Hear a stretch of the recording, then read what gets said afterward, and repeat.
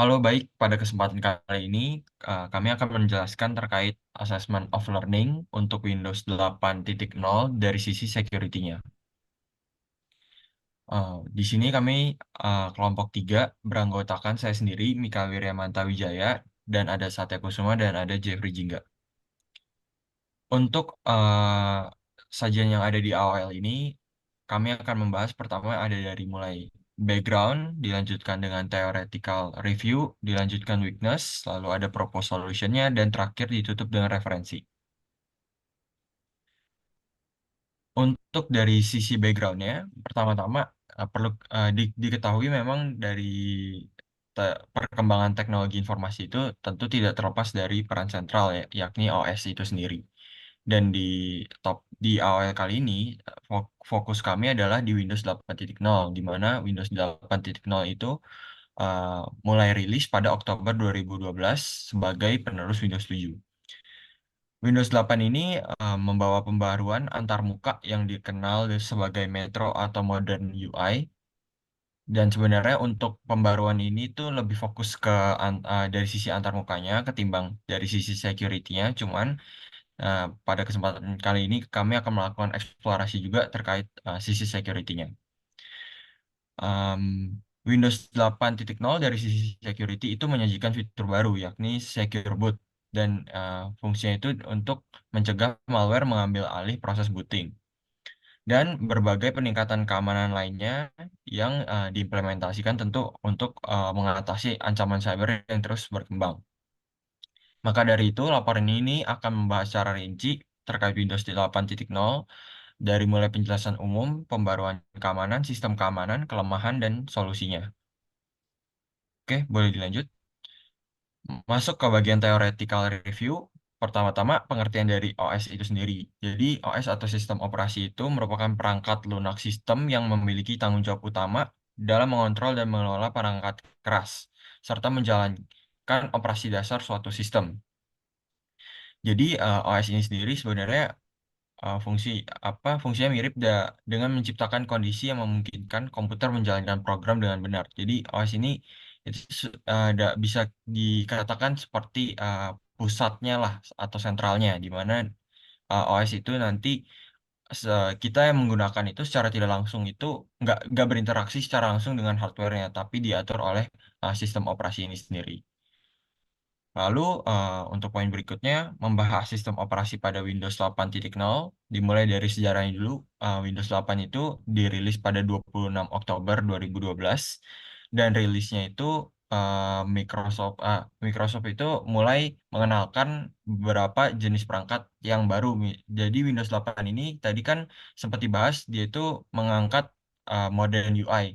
Itu disesuaikan karena Windows itu sudah mulai masuk ke tablet PC yang tentunya butuh interface yang baru seperti itu. Lalu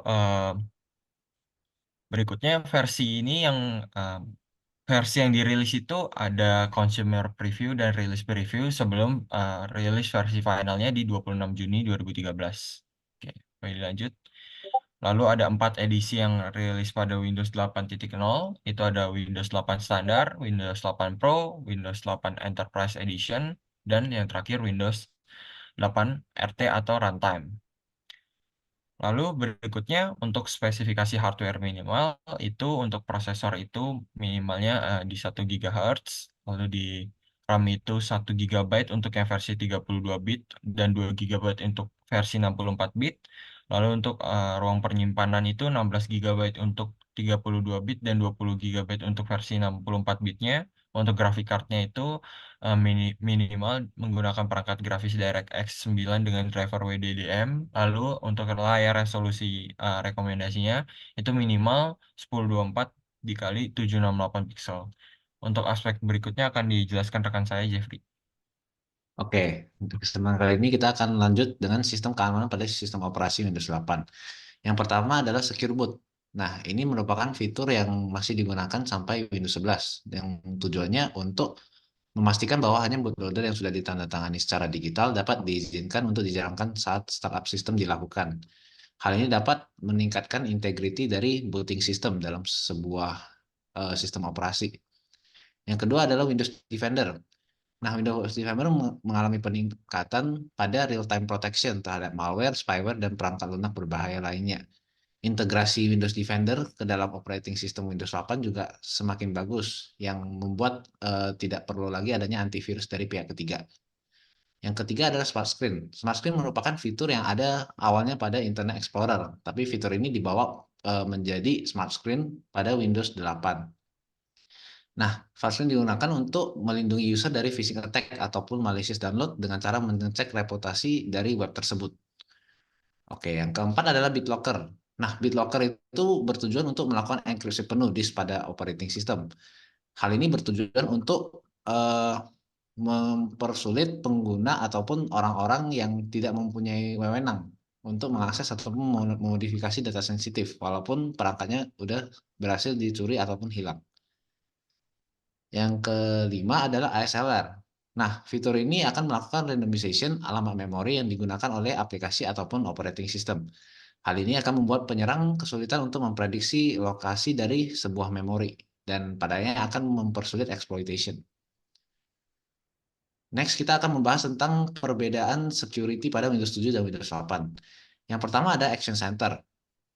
Nah, Action Center pada Windows 7 dan Windows 8 sebenarnya tidak berbeda jauh. Hanya saja di Windows 8 terdapat perluasan cakupan monitoring, termasuk seperti Microsoft Account, Windows Activation, Smart Screen, dan lain-lainnya. Untuk yang kedua adalah Windows Firewall. Secara konsep, Windows 7 dan Windows 8 juga tidak mengalami perubahan yang sangat signifikan. Hanya saja di Windows 8 terdapat perkenalan network profile, yaitu home network, work network, dan public network.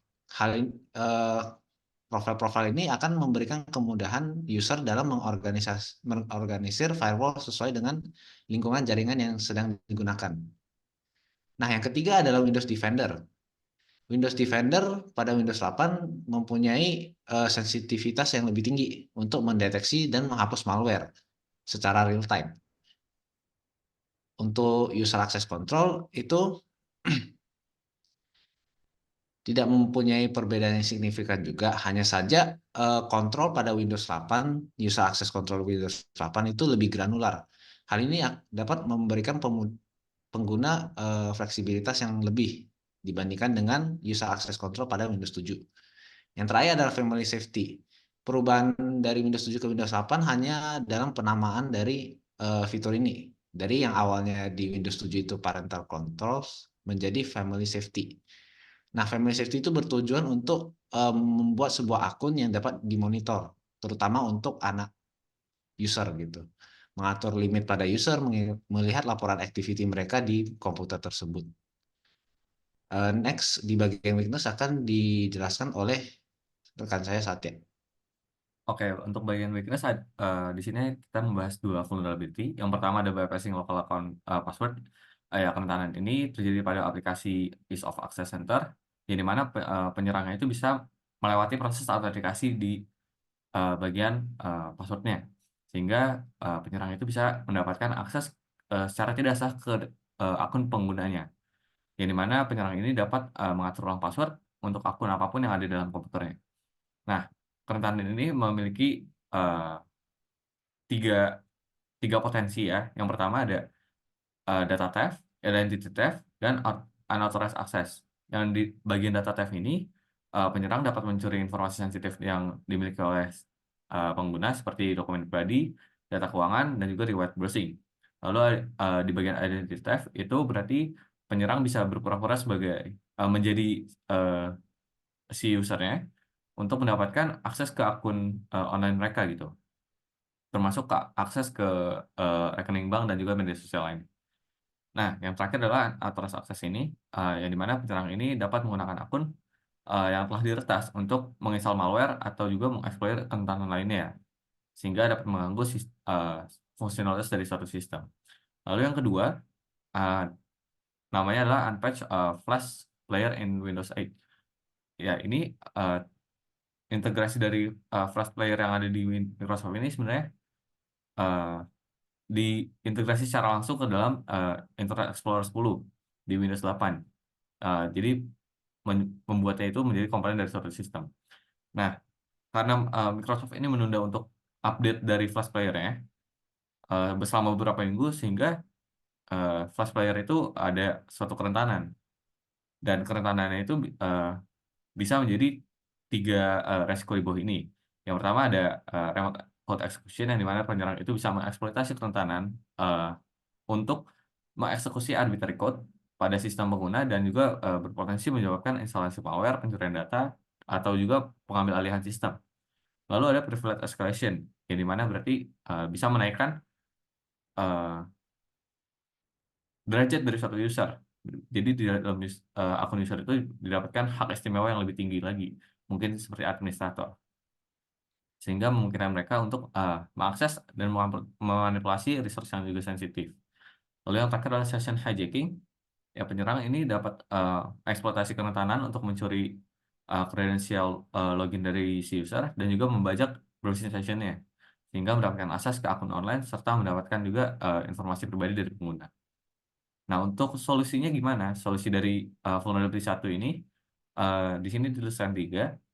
Pertama ada update Windows-nya dulu, karena di Windows yang terbaru sudah ada versi patch-nya, sehingga dapat mengatasi masalah kerentanan ini.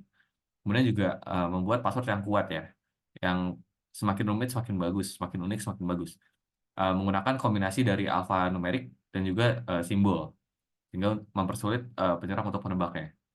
Lalu yang terakhir adalah menghapus atau nonaktifkan akun yang tidak digunakan lagi untuk mengurangi attack surface-nya dan meminimalkan juga potensi akses dasarnya.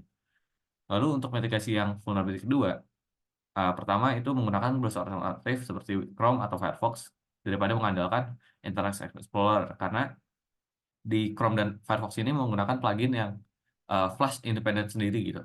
Jadi akan diupdate juga secara berkala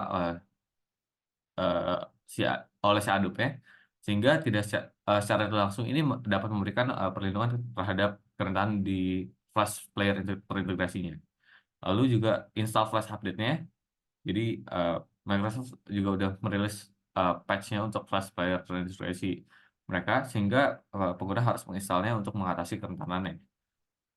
Yang terakhir adalah mempertimbangkan kembali untuk menonaktifkan flash-nya ini, sehingga dapat memberikan perlindungan yang lebih komprehensif terhadap eksploitasi berbasis flash. Oke, next. Oke, yang terakhir ini adalah referensi dari kelompok kami.